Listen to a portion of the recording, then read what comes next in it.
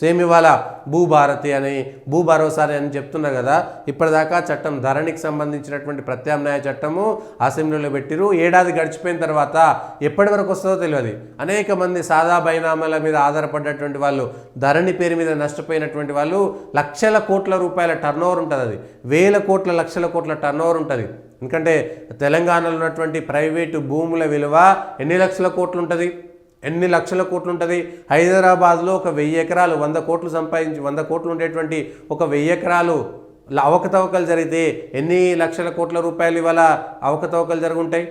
ఒక 100 ఎకరానికి 100 కోట్లు ఉంటే 1000 ఎకరాలు ఉంటే ఎన్ని కోట్ల రూపాయలు ఇవాళ అవకతవకలు జరుగుంటాయి.